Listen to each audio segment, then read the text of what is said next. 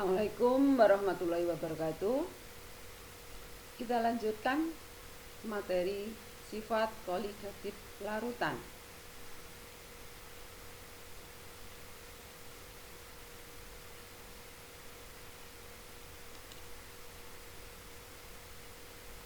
Kemarin kita sudah membahas sifat koligatif larutan, khususnya yaitu konsentrasi, molar, molal, sama fraksi mol.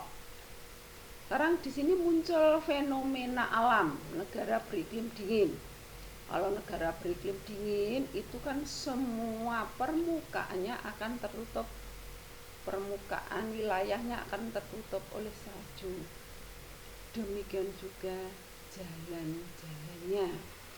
Jika jalannya tertutup salju sehingga transportasinya harus berjalan terus, maka harus dicari solusi bagaimana cara mencairkan salju yang mencairkan jalan yang tertutup salju.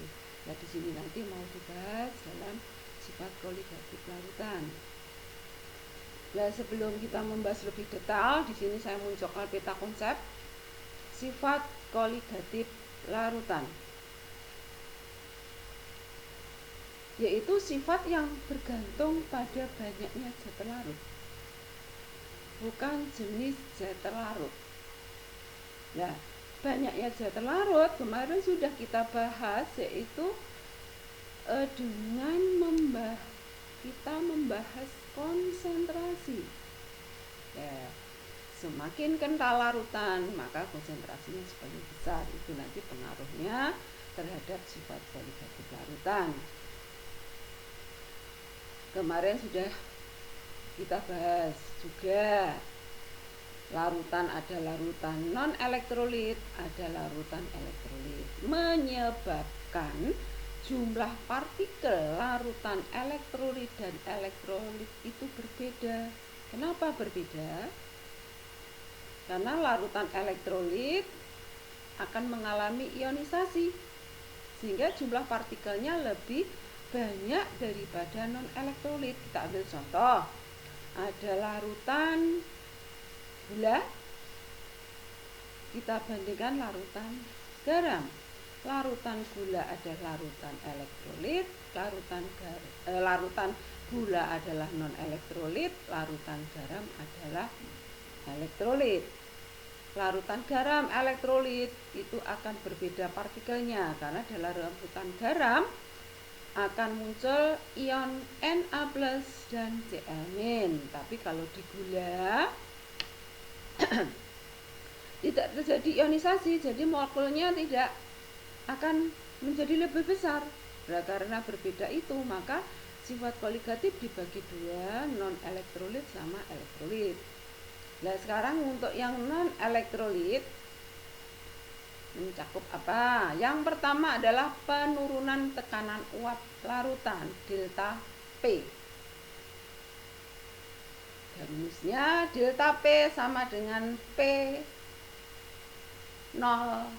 min P atau XT kali P0. P0 adalah tekanan uap pelarut murni, P tekanan uap larutan. Jadi delta P sama dengan tekanan uap pelarut dikurangi tekanan uap larutan, atau fraksi mol terlarut kali tekanan uap pelarut murni. Yang kedua, kenaikan titik didih larutan atau delta B. Delta TB sama dengan TB0 min TB.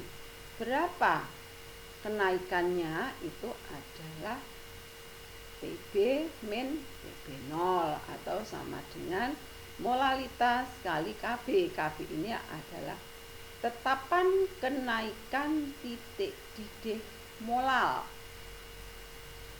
Yang ketiga adalah penurunan titik beku larutan, delta TF. Delta TF sama dengan TF0 min TF atau M kali KF TF0 titik beku pelarut murni, TF titik beku larutan. Berapa delta TF-nya? Sama dengan TF min TF0 atau sama dengan M kali KF. Yang keempat adalah tekanan osmotik V. V sama dengan nRT, sehingga V sama dengan nRT per V. N per V itu adalah M molar, sehingga V sama dengan mRT, M besar, molaritas.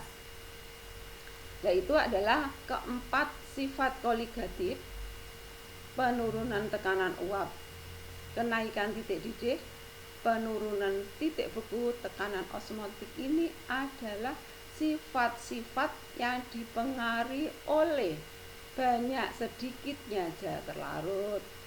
Kemudian yang kedua, karena tadi sudah dibagi dua, non elektrolit, yang kedua ada elektrolit. Karena elektrolit itu ada ionnya, di sini dipengaruhi oleh faktor Van Hoff. I sama dengan 1 plus N min 1 kali alfa. I adalah faktor Van Hoff, N jumlah ion, alfa derajat ionisasi. Sehingga sifat koligatif larutan elektrolit ada 4 juga, sama. Cuma di sini dipengaruhi oleh faktor I, sama delta P0 min P kali I, atau sama dengan I kali XT kali P0. Kemudian delta TB sama dengan I kali M kali KB, delta TF sama dengan I kali M kali KB, V sama dengan mRT kali I, atau di sini masih utuh rumusnya. Tugas kalian, perhatikan, kalian menuliskan lagi peta konsep ini di buku tugas. Tapi ingat, dicermati rumus-rumus ini. Adakah rumus-rumus ini yang salah? Berarti kamu mencari yang betul, nanti dicermati. Mungkin ada yang salah. Kalau sudah, dikirim lewat Classroom. Nah, sekarang saya jelaskan sebagai gambaran penurunan tekanan uap larutan. Sebenarnya sifat koligatif larutan itu membandingkan tekanan uap pelarut dengan tekanan uap larutan. Larutan banyaknya macam-macam. Tekanan uap pelarut murni, kita bayangkan saja air, karena air merupakan pelarut yang universal. Kemudian kita bandingkan dengan larutan yang sederhana aja, misalnya larutan NaCl atau garam dapur. Berarti dalam gambar pertama, larutan pertama ini hanya molekul H2O saja ini. Kemudian gambar kedua, selain molekul H2O ada molekul zat terlarut, misalnya di sini ada ion Na+, ada ion Cl-. Jika kedua ini dipanaskan, bagaimana tekanan uap pelarut murni dan bagaimana tekanan uap larutan? Mestinya uapnya ini lebih banyak, karena ini terhalang oleh partikel-partikel zat larut. Itulah makanya larutan tekanannya lebih rendah, sehingga muncul penurunan tekanan uap. Begitu juga untuk titik didihnya, titik bekunya, tekanan osmotiknya berbeda. Dicermati, nanti sementara tadi tugasnya adalah menulis peta konsep tadi dan membetulkan rumus yang salah jika ada. Saya akhiri, semoga bermanfaat. Assalamualaikum warahmatullahi wabarakatuh.